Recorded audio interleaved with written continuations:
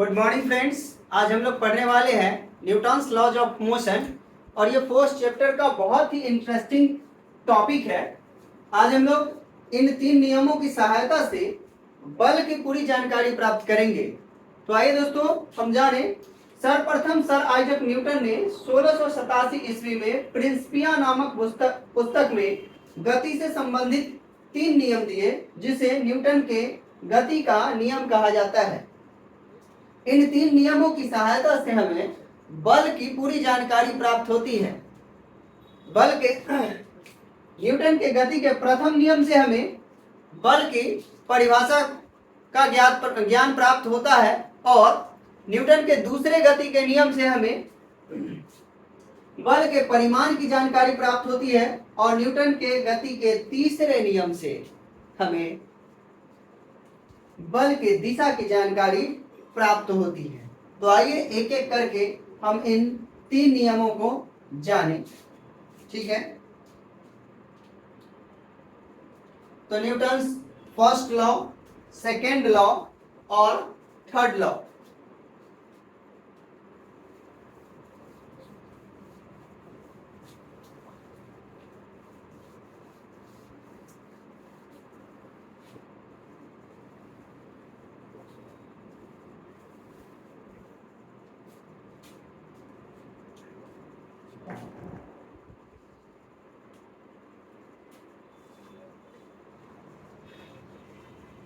Newton के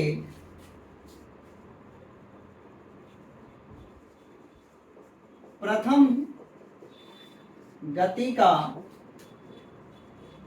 नियम।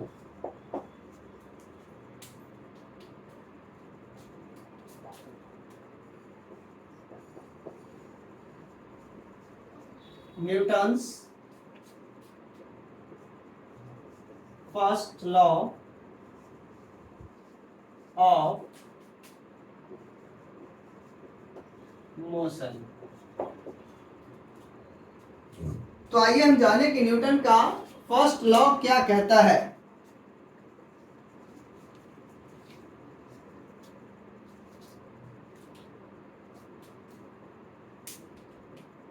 तो न्यूटन्स का फर्स्ट लॉ हमें यह बताता है कि सरल रेखीय पथ पर स्थित कोई कण अपनी समरूप गतिशीलता अथवा विरामावस्था को तब तक बनाए रखती है जब तक कि उस पर कोई बाह्य असंतुलित बल कार्य न करे। इसे ही हम न्यूटन्स का फर्स्ट लॉ कहते हैं।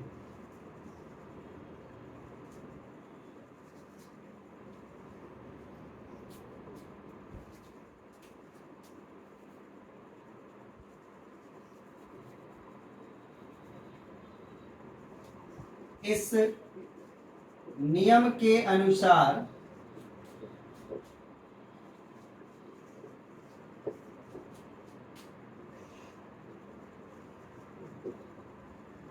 कोई कण या वस्तु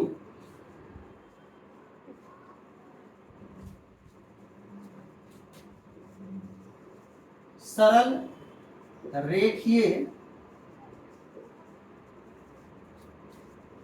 पथ पर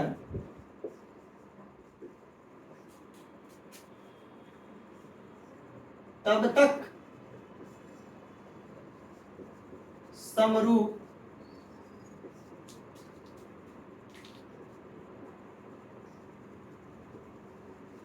गतिशील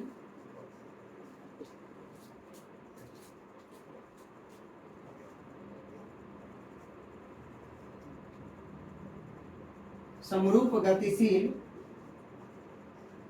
अवस्था या विरामावस्था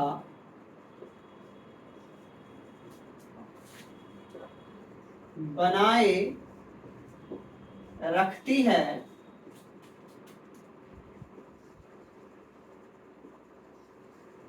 जब तक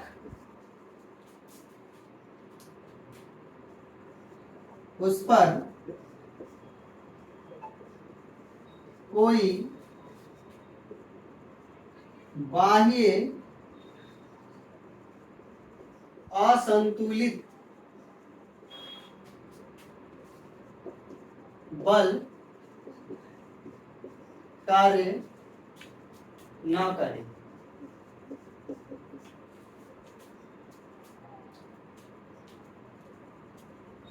नोट कीजिए।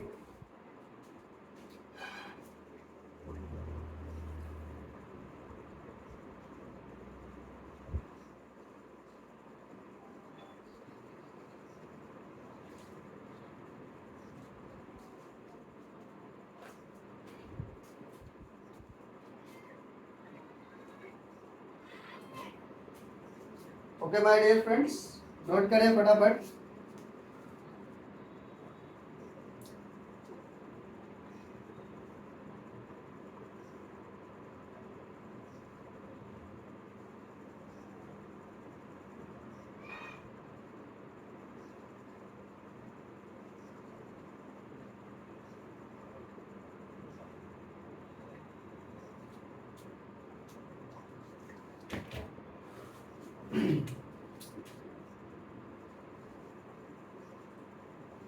न्यूटन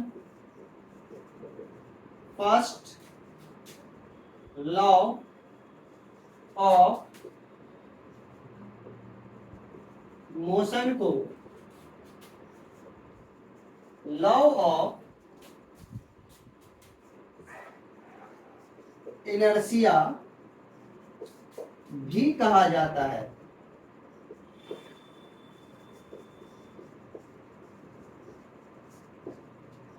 इन शॉर्ट हम इसकी बात करें फर्स्ट लॉ को, तो हम बोल सकते हैं inertia plus force equal to first law.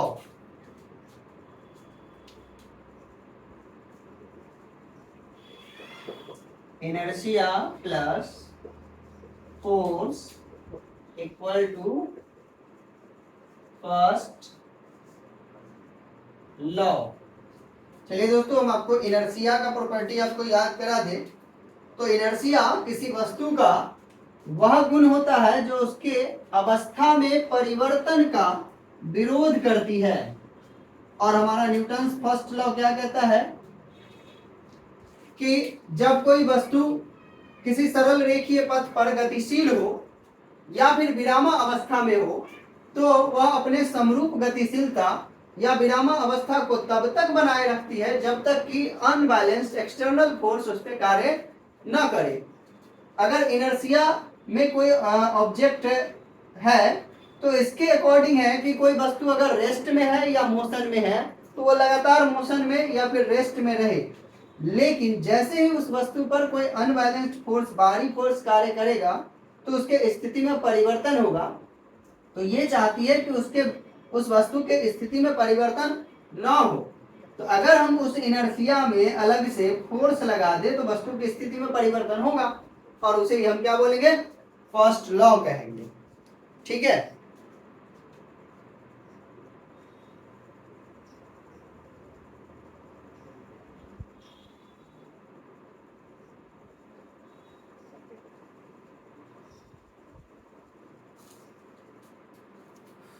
चलिए अब हम लोग सेकेंड लॉ की बात करें, लेकिन उससे पहले फर्स्ट लॉ में एक आध दो टर्म है, कुछ पॉइंट है समझने वाला, उसे हम लोग समझ लें। मैथमेटिकली जो टर्म आता है कि अगर हम इसे मैथमेटिकली डिफाइन करें न्यूटन्स फर्स्ट लॉ को तो क्या होगा। तो देखिए,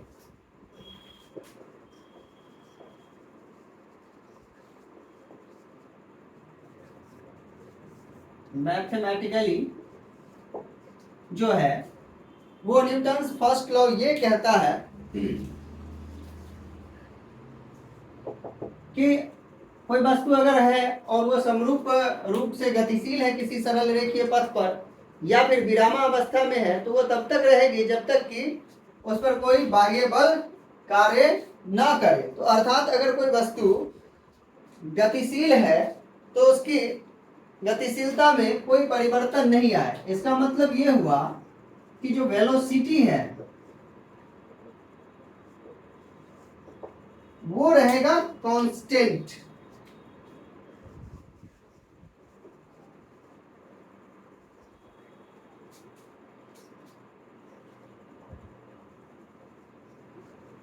और जो हमारा पथ होगा वो होगा स्ट्रेट लाइन।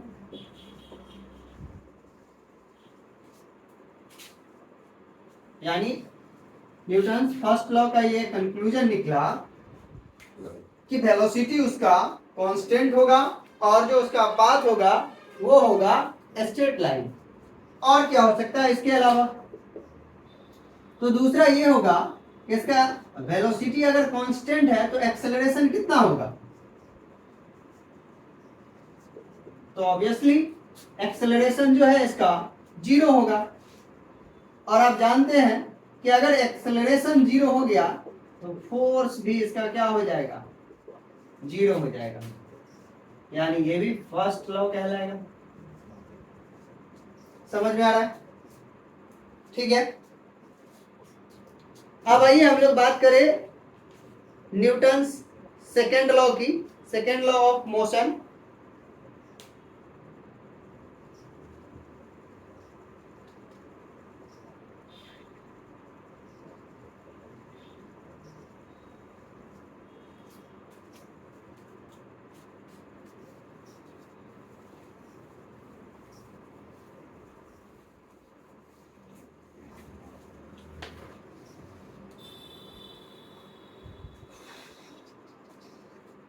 कैसे हुआ तो इतना जरूरी कैसे हुआ? जी हाँ, देखिए न्यूटन्स लॉ इतना जरूरी कैसे हुआ?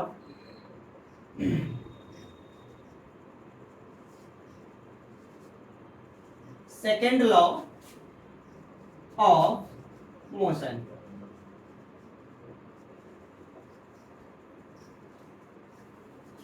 न्यूटन के द्वितीय गति का नियम या द्वितीय गति का नियम आप बोल सकते हैं।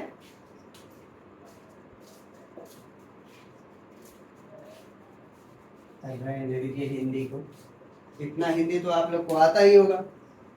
गति का दूसरा नियम आप इसे लिख सकते हैं।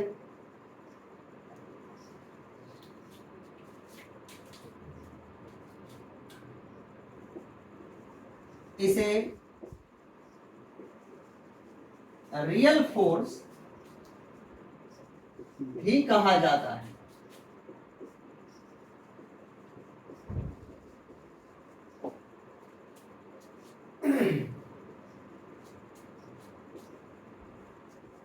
इस नियम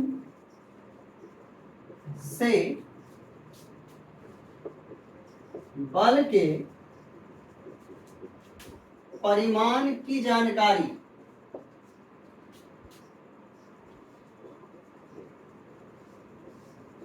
प्राप्त होती है।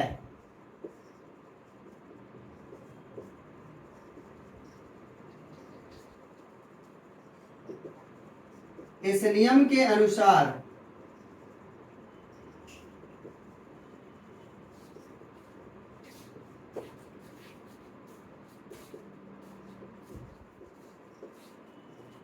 किसी वस्तु पर लगने वाला बल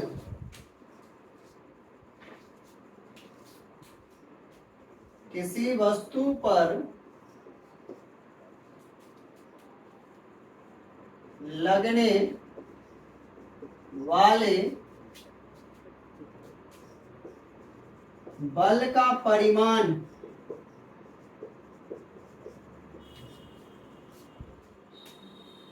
लगने वाले बल का परिमाण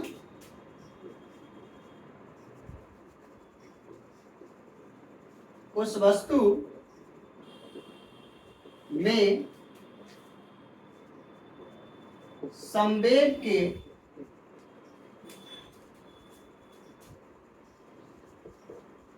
परिवर्तन संवेग के परिवर्तन की दर के सीधा समानुपाती होता है।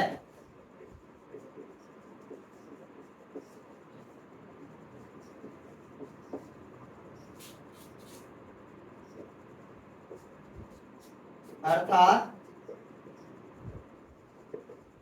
F डायरेक्टली प्रोपोर्शनल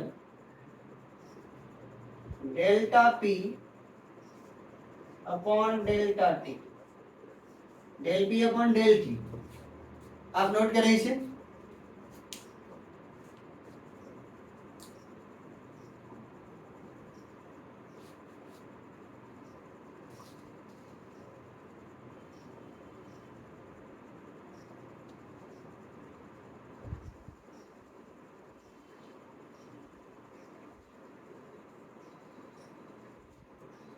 ठीक है,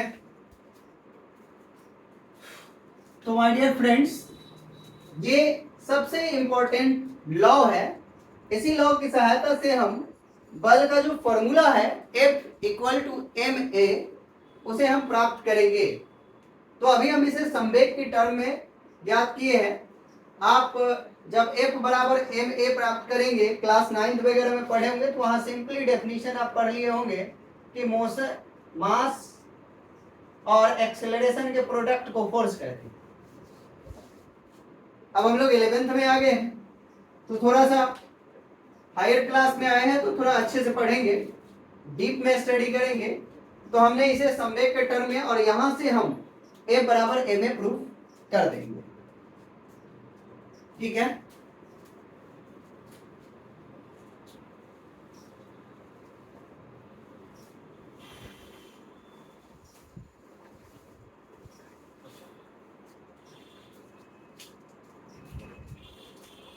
आप एफ का मतलब यहां समझ लें हेयर में, एफ इक्वल टू है फोर्स,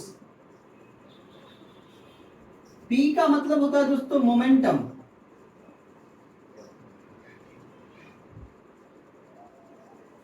यानी हिंदी में इसे बोलते हैं संवेग। और अगर डेल पी लिखा हुआ है तो इसका मतलब हो गया संवेग में परिवर्तन।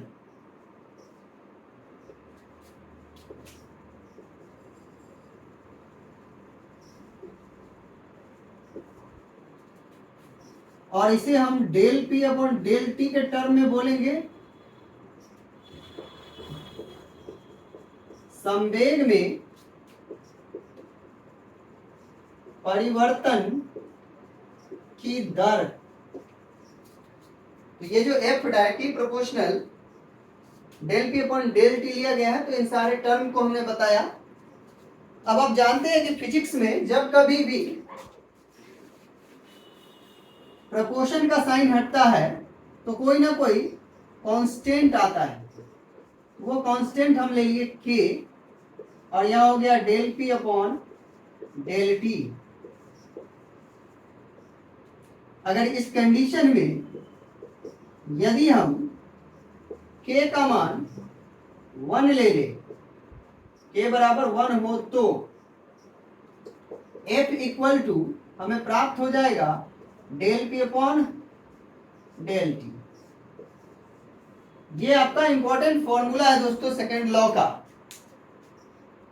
नोट करें फटाफट।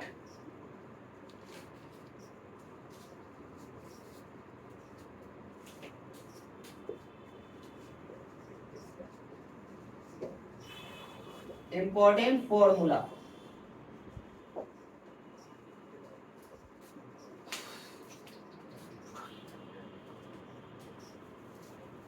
पहले जा फिर जाने जा, फिर जाने जाना हो गए, रफ्ता रफ्ता वो मेरे हस्ती का सामान हो गए।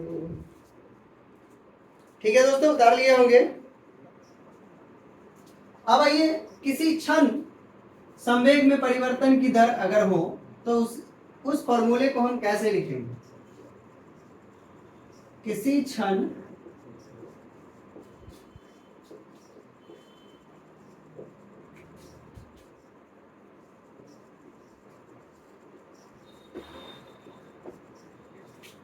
तो F इक्वल टू हमारा हो जाएगा dp अपॉन dt।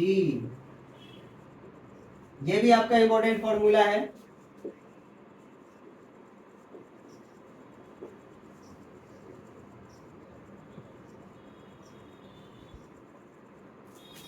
नोट करें।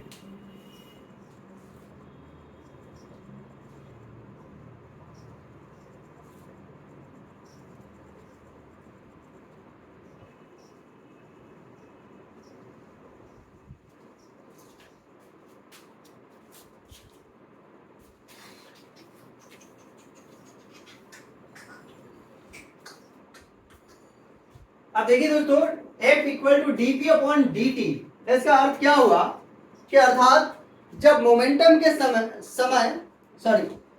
जब संवेग को समय के सापेक्ष डिफरेंशिएट करते हैं यानी अवकलित करते हैं, तो हमें फोर्स का मान प्राप्त होता है, यानी बल की जानकारी प्राप्त होती है, बल के परिमाण की जानकारी प्राप्त होती है। तो आइए लिख लीजिए, अर्थात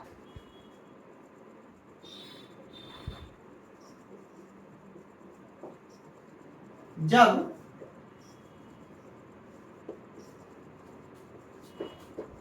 संवेग को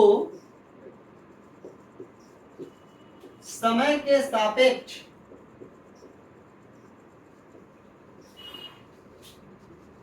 अवकलित अर्थात डिफरेंशिएट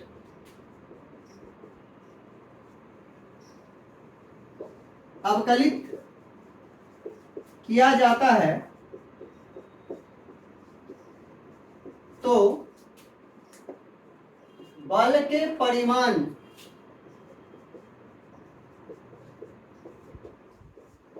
की जानकारी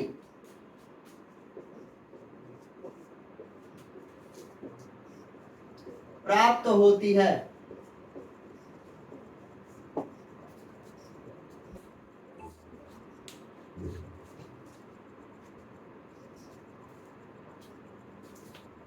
यहाँ पे एक चीज आप याद रखेंगे,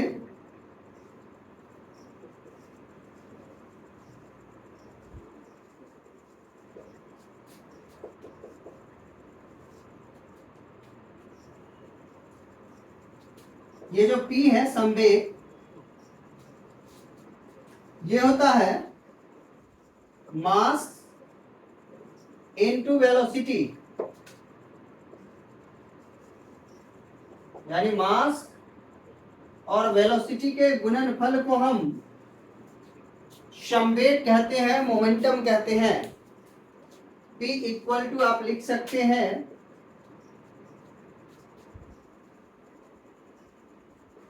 m इंटू v, ये मोमेंटम का फॉर्मूला है, और इसी का यूज करके हम F बराबर ma प्रूव करेंगे।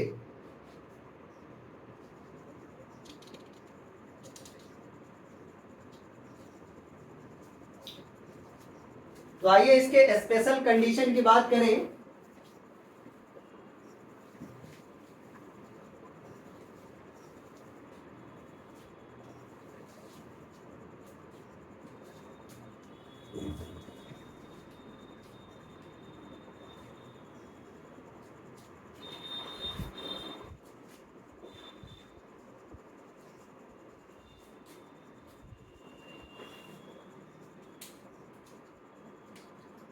तो दोस्तों हमारा फॉर्मूला है F equal to del P upon del T, और P का भी फॉर्मूला अभी हम आपको बता दिए कि P इक्वल टू क्या होता है M इंटू V।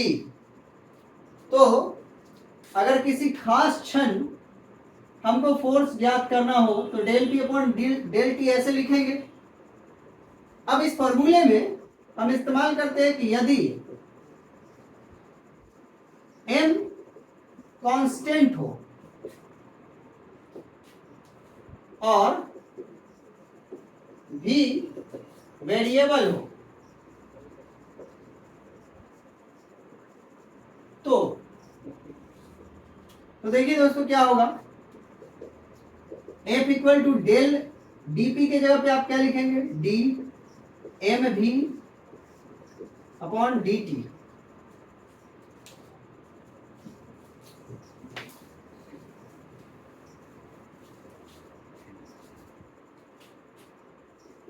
अब आप जानते हैं कि डिफरेंशिएशन और इंटीग्रेशन में जो कांस्टेंट टर्म होता है उसे बाहर निकाल लिया जाता है। तो यहां पर हमने m को कांस्टेंट माना है और v को वेरिएबल माना है, तो v को जो है वो हम टाइम के रिस्पेक्ट में डिफरेंशिएट करेंगे, तो रिजल्ट हमें प्राप्त होगा F equal to M A. ये इंपॉर्टेंट फॉर्मूला है।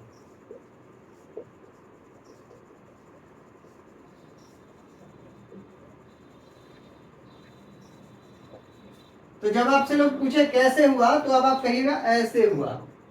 ठीक है दोस्तों, कि dv a इक्वल टू होता है dv अपॉन dt।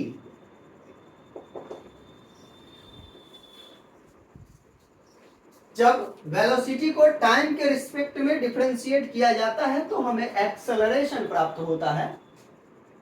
यहां से हम F इक्वल टू ma प्राप्त कर लिए हैं, जो हमारा न्यूटन्स सेकेंड लॉ है। इसमें दो कंडीशन और भी हो सकता है कि हम v को वेरिएबल मान लेंगे और v को कांस्टेंट मान लेंगे और m को वेरिएबल मान लेंगे, तो भी हम फॉर्मूला को डिराइव कर सकते हैं। आइए वो भी कर लें।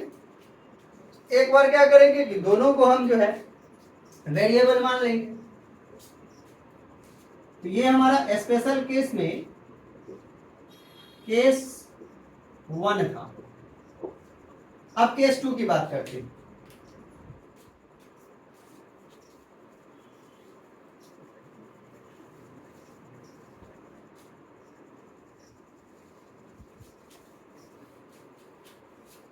केस 2 में m को मान लेते हैं वेरिएबल और v को मान लेते हैं कांस्टेंट।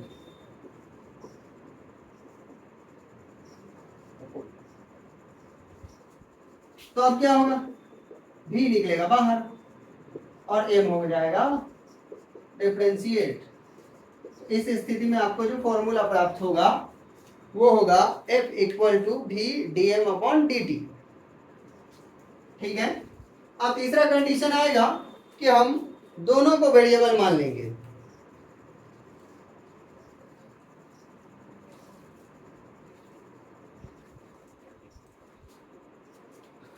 ठीक है दोस्तों, अब हम क्या करते हैं, ये आपका जो अभी था ये आपका है केस 2 और अब हम लोग पढ़ेंगे केस 3। तो केस 3 में हम क्या करते हैं कि दोनों को वेरिएबल मान लेते हैं। अब दोनों को वेरिएबल है तो ये एक फॉर्मूला होता है मैथ में, डिफरेंशिएशन में, u v बाई dx। अगर ऐसा हो तो पहले हम u को बाहर निकालते हैं, v को x के रिस्पेक्ट में डिफरेंशिएट करते हैं, प्लस एक बार v को बाहर निकालते हैं और u को डिफरेंशिएट करते हैं। ठीक है। तो इसी फॉर्मूला का इस्तेमाल करके हम यहाँ जो है अभी इस फॉर्मूले को प्रूफ करेंगे। तो इसे हम बाहर निकाल लेंगे। एक बार m को और v को डिफरेंशिएट कर देंगे t के रिस्पेक्ट में। दूसरी बार में v को बाहर निकालेंगे और m को डिफरेंशिएट कर देंगे। तो ये हो गया m और dv अपॉन dt। अभी आप देखें a प्राप्त होता है और v dm अपॉन dt। तो ये केस 3 में हमें रिजल्ट प्राप्त होगा, यानी जब मास और वेलोसिटी दोनों वेरिएबल होगा उस कंडीशन में f के लिए फोर्स का जो परिमाण प्राप्त होगा ma plus v dm upon dt प्राप्त होगा। तो दोस्तों आज हम इसी के साथ इस टॉपिक को समाप्त करते हैं। जो भी लोग हमारे चैनल पे नए जुड़े हैं वो चैनल को सब्सक्राइब कर दें, लाइक एंड कमेंट करें, और जो भी टॉपिक आपको अच्छे से समझ में नहीं आया हो फिजिक्स में, किन्हीं भी सर से आप पढ़े हो, कोई भी सर से पढ़े हो, कहीं भी पढ़ रहे हो, उससे कोई मतलब नहीं है। आप मेरे चैनल पे कमेंट में बता सकते हैं, या मेरा जो इंस्टाग्राम है विकी रॉय के नाम से, विकी रॉय 16, इस पे आप पर्सनली कमेंट करके बता सकते हैं कि सर मुझे ये टॉपिक समझ में नहीं आया, एक वीडियो आप इस पे बना दे। तो हम उस कमेंट को पढ़ने के बाद आपके टॉपिक पर जो है नया वीडियो बनाने का विचार करेंगे, अगर अधिकांश लोगों का वो प्रॉब्लम होगा तो ठीक है दोस्तों, तब तक के लिए धन्यवाद।